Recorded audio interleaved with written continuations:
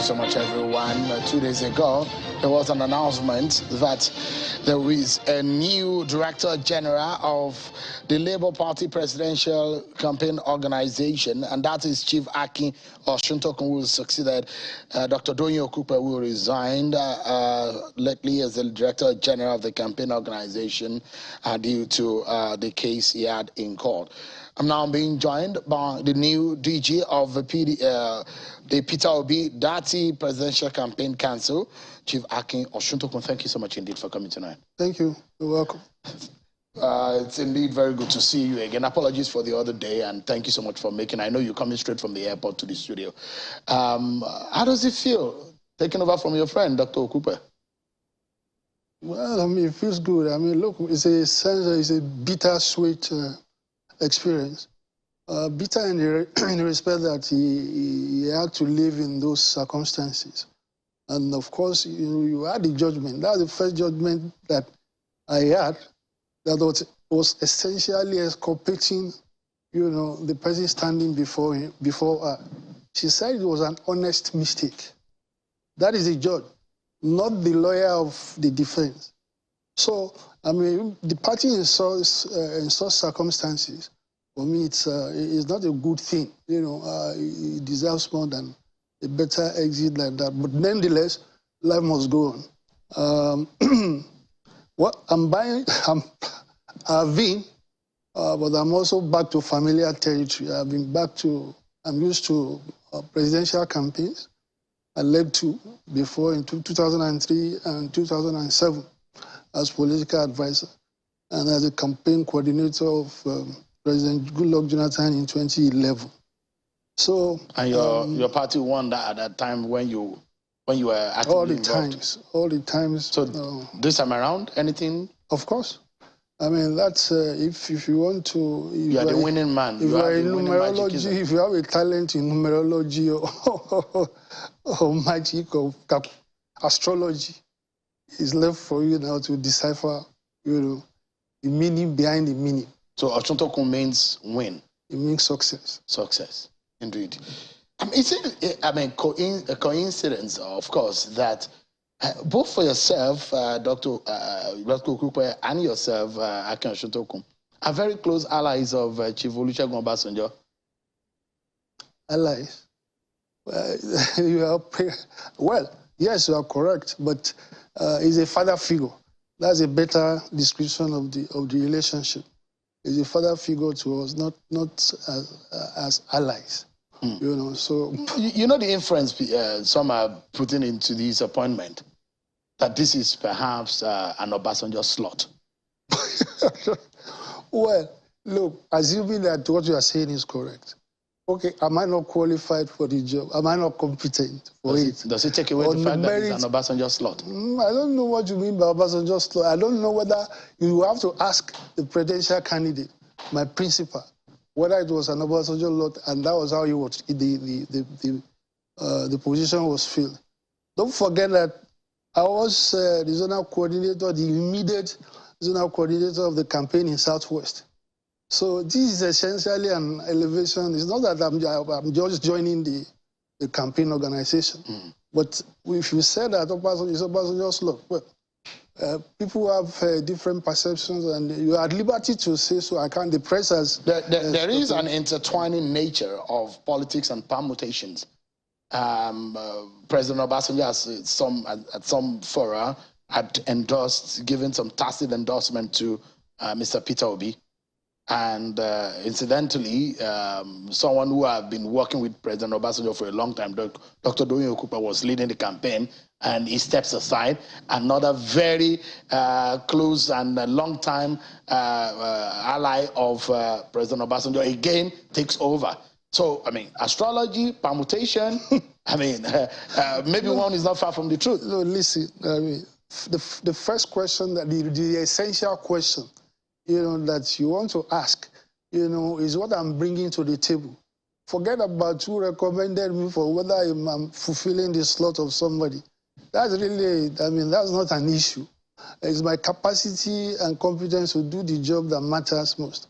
If Obasanjo recommends a very competent person, who will lead the party to victory. So why should I have any issues with that? So I don't see, for me, it's a non-issue. Whether I don't know. Do you have the backing of President Obasanjo? What do you mean? You will have to ask. I didn't appoint myself. No, but I'm asking. Listen, I don't know. I mean, if my boss asked me to represent him at an event, I have his backing. Listen, I mean, is President Obasanjo fully backing the Obi-Datti campaign? Yes. Are you a voice of President Obasanjo in the campaign? No. So you are acting Osuntokun? Yes, your own man. Yes. Are you a full member of Labour Party?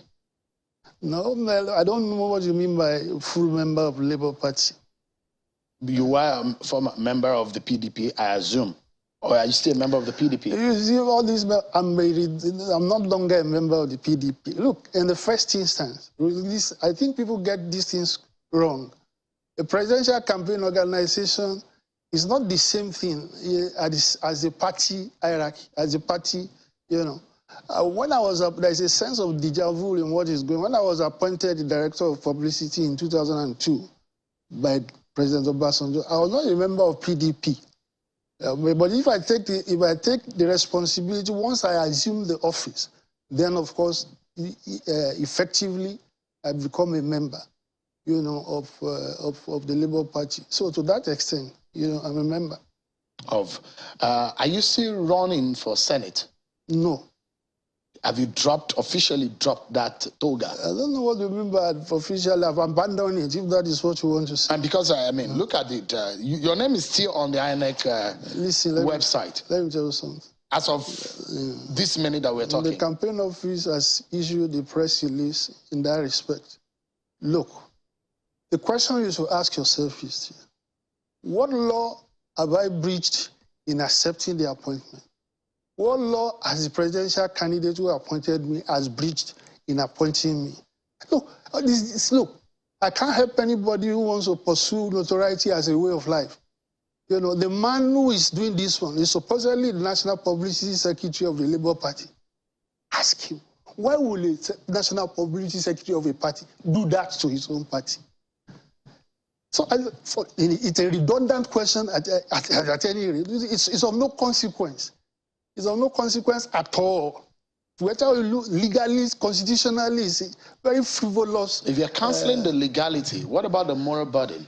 There's no moral burden at all. You are enlisted as a candidate, senatorial candidate in another party, yet in another party you are leading the campaign. Well, isn't that a clash of interest? No. It is a cause. It's a higher order of priority. What I'm doing with the Obi-Kam, joining the Obi-Kam for me is a higher national priority than any other aspiration. You don't think that the people that are watching or the supporters of your party or that of the ZLP deserve a full disclosure when you are abandoning it?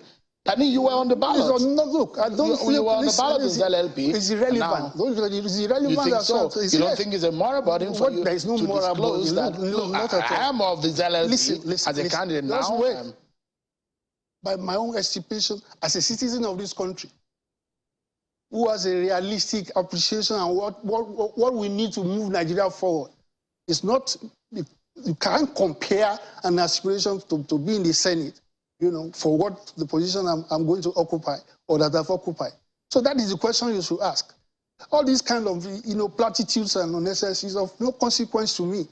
Anybody who defines that going for a Senate in ZLP is a higher priority for Nigeria today, definitely perhaps it's just a question of some moral issues that you needed to untick in the box. No, it is actually. Those are the facts, Mr. I mean, not at all. If you say there is no legality, no legal conundrum, I mean, there is another issue, which is the issue of morality. Okay, when America was going to kill Osama bin Laden, what should it have considered morality? What is it of a higher order than what they were doing? Look, you people, you should context when you want to make assessment. If you want to put me on the hot seat, I'm all well and good by it. But what you say must have some consistency in logic. I cannot define in Nigeria today. There's no way I can define my priority, a moral, political and moral priority better than the path that I followed. So I don't know what's your own position is that. Both of us are on the hot seat because I'm not putting out my own thoughts. I'm putting out the question as a journalist, which I'm constitutionally permitted to do. Now asking you who are in the public eye, the moral burden that you need to be explaining to the people who are following. There's no moral burden. I don't have any moral burden. No, please. So let's go. No. Stop using that word. I have no moral burden. I'm stepping to a higher sacrificial position. But have you publicly denounced that before taking up another? I don't need to publicly declare it. There's no need for me. It's a redundant position. I have the perfect freedom to decide what to do at any minute. So I've not breached any legal position. And of course, what I'm doing, the step I'm taking, right, is of a greater moral consequence for Nigeria than that. So stop using that word. You might be offended by it, but Mr. Oshodo, I don't think there is anything wrong in that. But let me ask you perhaps a bigger issue here, and which the burden that you'll be carrying for the next few weeks, at least for the next 58 days or so, and is how Peter Obi can win this election. Do you see a chance? Well, I mean, look, several polls that have come out, 7 or 8, not less than 6, right, have projected him as a winner, including people who have no vested interest whatsoever in the outcome of the election, like Bloomberg, you know. So why would you say that he has a chance? Do I think that he has a chance? Well, for the sake of Nigeria, he has better have a chance. Because we are seeing, you made a video clip at one time where you are very angry. Nigeria shouldn't go continue like this and that. Interpret what you said and relate it to what we have now. Are the other 2 candidates Nigeria should look forward to if this country is going to move forward? Are those the ones that you should? What is your mandate bringing to the table? And what solutions are you bringing to the Nigerian people? I'm executing my mandate by being with you here, you know, to tell you, I mean, to tell the Nigerian public through you the choice that they have to make that is beyond them. It has become an existential issue. Nigeria is at an inflection point. You better get it right this time, or the country is gone. Yeah. I mean, look at even the campaigns that we have witnessed, especially that of the APC presidential candidate. Now, is that the kind of president Nigeria should look forward to? Or even the PDP? You have a principle of stabilizing the country, political stability. And this is power rotation, right? And the candidate of PDP, right, regardless of that, you know, simple logic, now came out. Initially, I thought maybe this is too ridiculous to happen. But here we are. Now, how does that compare to, when you look back at the political background of Nigeria, how do these kind of choices? The APC candidate also, because of very cynical, you know, chose another Muslim from the north to be his running mate. Now, of course, you know that it will be highly hypocritical for anybody to say that Nigeria has not become, religion has not become a very polarizing and divisive issue in Nigeria today. So these are the choices that you have. Compare it to, when you compare it to a candidate, the difference is clear. What capacity does your candidate bring to the table? Well, you know, he has an antecedent. He was governor of Anambra State for 8 years. So just look at his record. Is that enough? Yes, of course, it is enough. I mean, because I know you and I know how fluent you are when you hold your pen, on how versatile you are when you do some other things. Does that mean that you can solve Nigeria's problem? The question I'm asking is if your candidate has the capacity to fix Nigeria's problems. Where do you define somebody's capacity? I told you what the assessment you can use that is public. It's not the only former governor that is running this. Listen, but he's the one you are asking me about. That is what he has. I'm asking, compared to others, how do you feel? There is Ahmed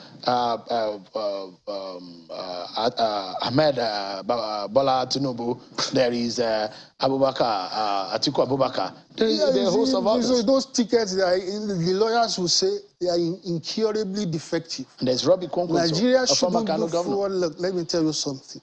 The fundamental problem of Nigeria today is political mismanagement. The mismanagement of Nigeria's diversities, right? The basis for nationhood, you know, when you destroy it rather than build it up. That is the main problem we have. Those seekers that you have mentioned are completely, that is what they represent. Yeah. Mr. Osuntokun, finally, in 30 seconds, there is the talk of a possible alliance and merger with the NNPP, Kwankwanso, and Labour Party, or there is a talk of an alliance towards this election. Is that a possibility? I don't know. I mean, I don't know. I'm not aware of it. Is your party or your candidate willing to work with any other political party? Why would you not want to work with any other political party? Why? Is there a possibility? Of course. All right. I don't think that, I mean, I'm not saying, I don't know anything about potential alliance with NNPP, but I'm just, you know, as an observer, it's good. The more we all come together, the better for the country. Chief Akin Osuntokun, the Director General of the Obi-Datti Presidential Campaign Organization and that of the Labour Party. Thank you so much indeed. I appreciate your time. You're welcome. I appreciate it so much. Thank you very much.